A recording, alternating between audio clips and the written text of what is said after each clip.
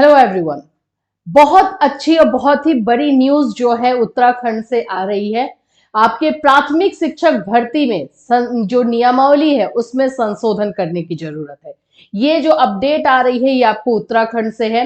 इसमें मैं आपको बता दूं कि क्या संशोधन होना है और क्यों ऐसा डिसीजन जो है लिया जा रहा है। पहले तो हम वो समझ लेते हैं। देखिए यहाँ पे बताया जा रहा है कि प्राथमिक शिक्षक भर्ती नियमावली में होगा संशोधन। देहरादून प्रदेश के सरकारी प्राथमिक विद्यालयों में 2906 अभी जो है 2906 शिक्षक पदों के लिए चल रही भर्ती। अभी ये जो 2906 शिक्षक भर्ती के लिए जो चल रही है जो प्रक्रिया, इसमें ना ये डीएलएड वाला मामला भी अब आकर के अटक रहा है। तो इसमें बेरोजगार बिना नौकरी लौट गए। ऐसा भी हुआ कि बहुत सारे लोगों को नौकरी नहीं मिली। वहीं सैकड़ों शिक्षक फिर से भर्ती हो गए।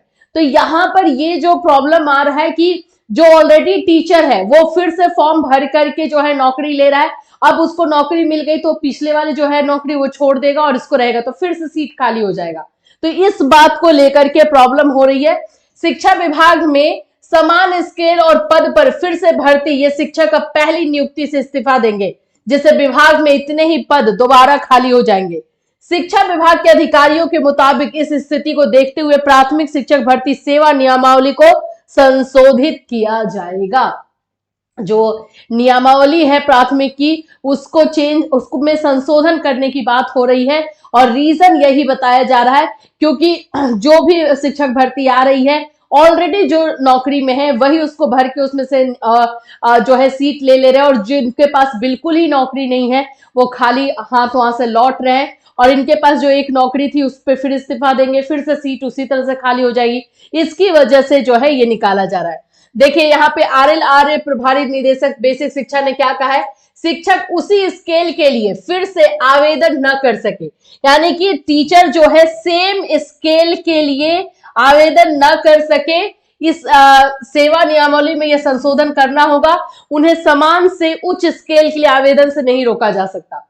अभी अगर मान लो कि वो जो बेसिक पे है, बेसिक स्केल पे है, उससे ऊपर वाले पे अप्लाई कर सकते हैं, लेकिन उससे नीचे वाले पे वो सेम वाले पे नहीं कर पाएंगे।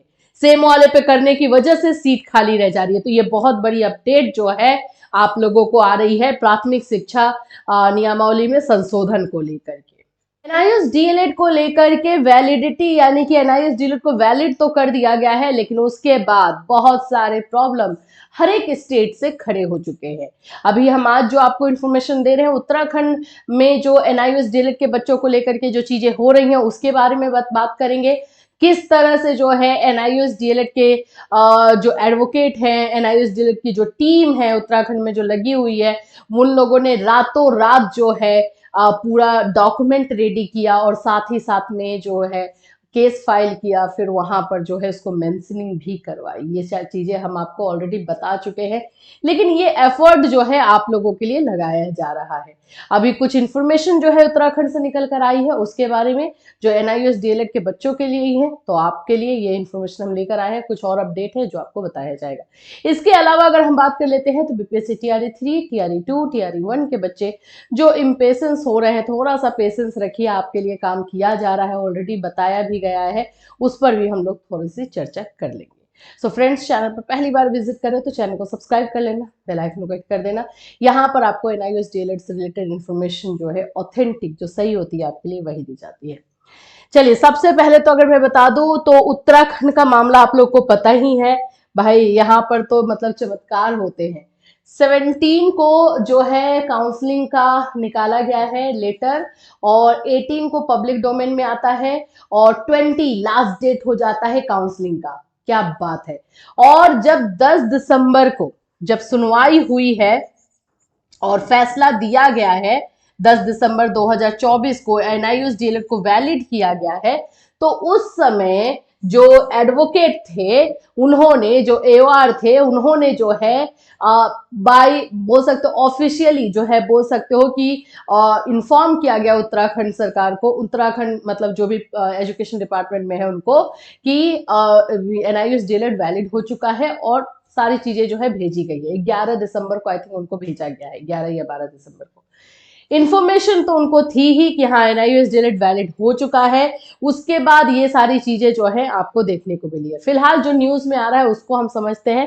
इसमें बोला गया है कि एनआईओएस से डीएलएड अभ्यर्थी 2906 2906 पदों पर चल रही शिक्षक भर्ती के मामले में फिर से हाईकोर्ट पहुंच गए। हाईकोर्ट ने उन्हें भर्ती में शामिल न करने के मामले में शिक्षा निदेशालय और शासन से 24 दिसंबर तक का जवाब मांगा है।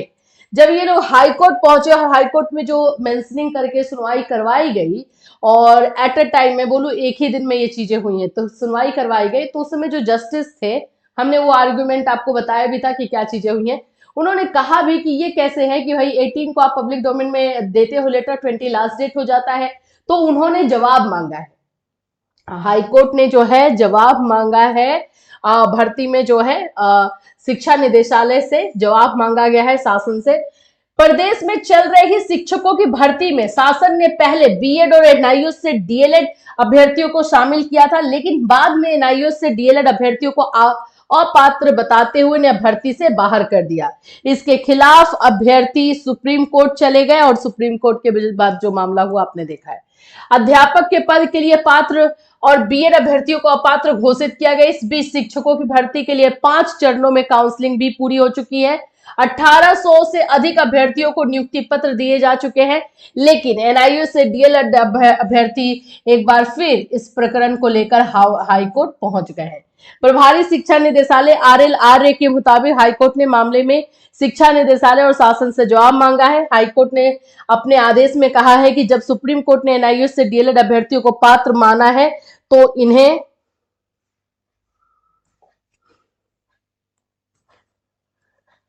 इन्हें शिक्षक भर्ती में शामिल क्यों नहीं किया गया। इस तरह की जो है चीजें हुई हैं।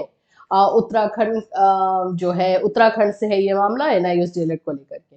अब 24 दिसंबर को जो है जवाब दिया जाएगा और उसके बाद जो आगे का प्रोसेस होगा उसको आगे लेकर के जाएंगे। देखिए इसमें सिंपल चीज ये है कि जो उत्तराखंड गवर्नमेंट है वो आएंगी और इस पर जो है बातें, जैसे भी ये मामला थोड़ा सा आगे बढ़ेगा ही बढ़ेगा, लेकिन बच्चे लगातार ये क्वेश्चन कर रहे हैं क्या हमें शामिल किया जाएगा।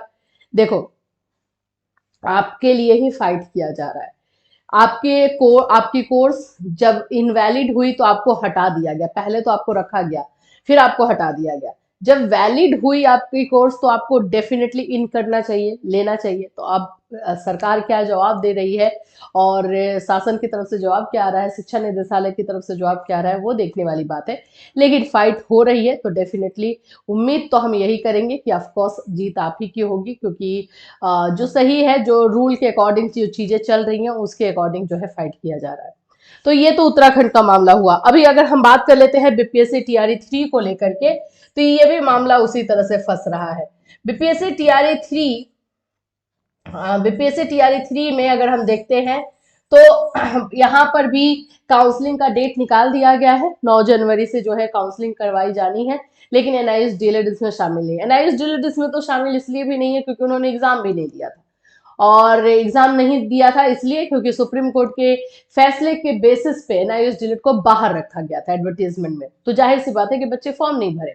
लेकिन अब क्या, अब तो 10 दिसंबर को फैसला दे दिया गया है और फैसले में ये भी बोला गया है कि ये फैसला जो है आपको 28 नवंबर 2023 से लागू होगा, जबकि इनवैलिड वाला फैसला आया था तब से। तो उस रूल के अकॉर्डिंग अगर हम देखते हैं तो जब ये फॉर्म फिलअप और सब एडवर्टीजमेंट निकला उसके अकॉर्डिंग तो एनआईओएस डीएलएड वैलिड ही है फिर। और ये भी चीज है कि जब एडवर्टीजमेंट टीआरई 3 का निकला था तो उसको चैलेंज किया गया था, उसको बोला गया, उसमें चैलेंज में यही बोला गया था कि अभी ये मामला सुप्रीम कोर्ट में है तो इनको लिया जाना चाहिए। तो इस बात का जो है पूरा मामला अभी कोर्ट में पहुंच चुका है। अभी इसको लेकर के सुनवाई चल रही है। एक बार सुनवाई हो चुकी है, उसमें भी जो सुप्रीम कोर्ट की तरफ से जो बातें हुई हैं उसमें उन्होंने पूछा है, स्टेट को जो है क्वेश्चन किया है, स्टेट को नोटिस भेजा गया है। अब ये किस तरह से जो है वही है बीपीएससी और शिक्षा निदेशालय जो है, शासन जो है किस तरह से जवाब दे रही है, क्या जवाब दे रही है, वही देखने की बात है। इसके बीच में काउंसलिंग का डेट निकाला गया है 9 जनवरी से। अब देखिए काउंसलिंग होती है या नहीं, क्योंकि अगर हम बात करते हैं डिपार्टमेंट की तो वो काउंसलिंग करवाना चाहते हैं, लेकिन अब अगर ये मामला सुप्रीम कोर्ट में है तो वो किस तरह से काउंसलिंग करवाएंगे और अपना पहले जवाब क्या देंगे वो भी देखने वाली बात है। तो ये मामला जो है अभी दोनों स्टेट में फंस गया है।